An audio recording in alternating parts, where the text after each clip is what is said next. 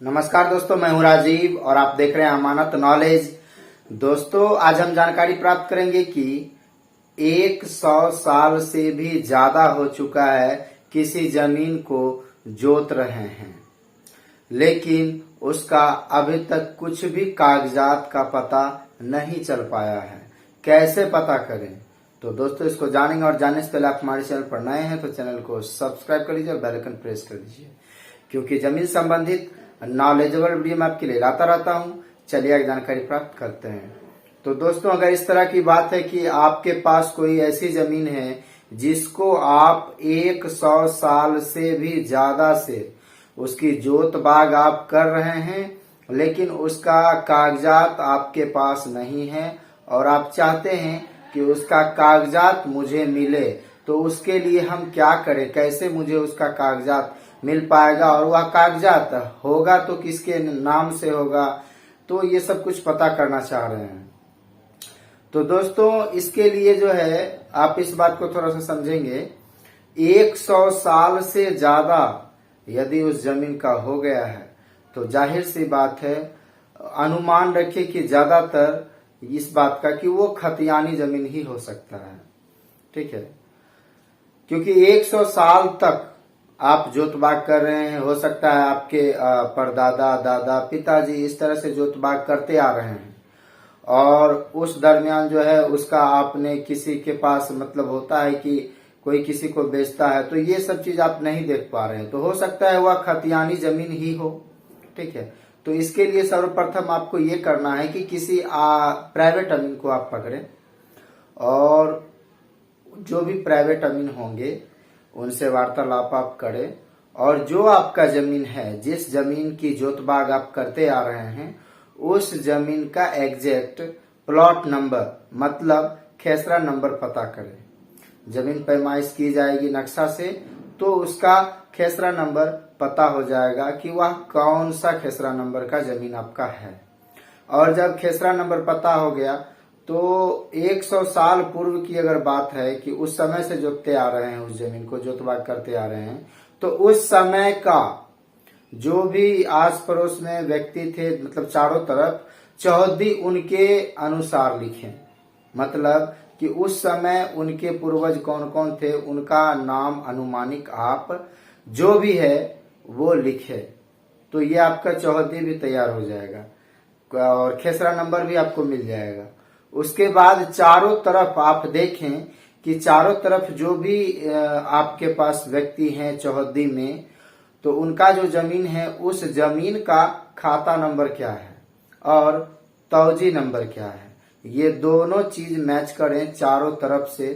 तो उम्मीद है अगर आपको चारों तरफ से मिल रहा है सेम खाता नंबर और तौजी नंबर, तो ज्यादातर चांसेज हैं कि वही आपका खाता नंबर और तौजी नंबर आपका भी हो सकता है। तो ये आपको इस तरह से खाता नंबर, खेसरा नंबर, तौजी नंबर, चौहद्दी और ये सारा डिटेल्स आपको मिल जाएगा। उसके बाद बात आती है कि जिस मौजा का जमीन है तो उस मौजा का नाम लिखा जाएगा, नक्शा में लिखा हुआ रहता है। उसका थाना नंबर क्या है, नक्शा में लिखा हुआ रहता है, वो भी आप मेंशन कर सकते हैं।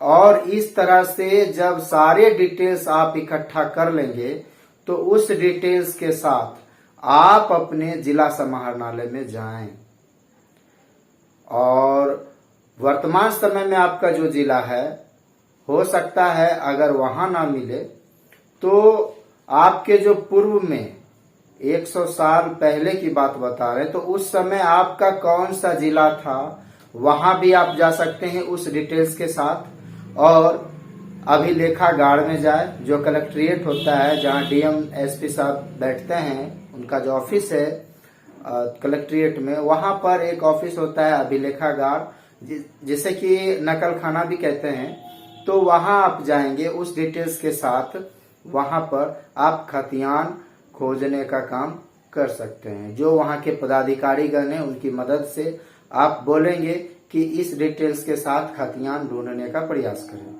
तो अगर उस डिटेल्स के साथ खतियान होगा तो निश्चित ही वहां से आपको मिल जाएगा और वहां से आप मान लीजिए कि मिल जाता है सारा डिटेल्स के साथ आपका खतियान, तो एक फॉर्म आपको वहां से लेना है, वो फॉर्म आपको दिया जाता है। उस फॉर्म में वो खतियान का सारा डिटेल्स आपको भरना है। जो खतियान मिल गया है आपका, तो उसका सारा डिटेल्स उसमें फिलअप करना है। फिलअप करने के बाद उसे सबमिट कर देना, उनको दे देना है। और जब देना है तो उनकी एक समय सीमा होती है, उस समय सीमा के अंतर्गत जैसे 15 दिन हो गया या 1 महीना, इस तरह से आपको समय दिया जाएगा और उसका कुछ फीस होता है, वह फीस आपको जमा करना है। तो क्या होगा कि उतने समय पे आपको जाना है और जब जाएंगे तो उसका आपको सर्टिफाइड कॉपी मिल जाएगा। सर्टिफाइड कॉपी का मतलब है कि आपने जिस ऑफिस से खतियान निर्गत किया है उस ऑफिस का सिग्नेचर, मोहर उस दस्तावेज पे रहता है। किस डेट में निर्गत किया गया है वह डेट भी उस पे मेंशन रहता है, तो वो आपका सर्टिफाइड कॉपी हो जाता है। उसकी मान्यता हर जगह होती है। तो इस तरह से आपके पास जो डिटेल्स मैंने बताया कि किस तरह से डिटेल्स इकट्ठा करना है और किस तरह से खतियान ढूंढना है, तो ये तरीका है कि आप इस तरह से कर सकते हैं।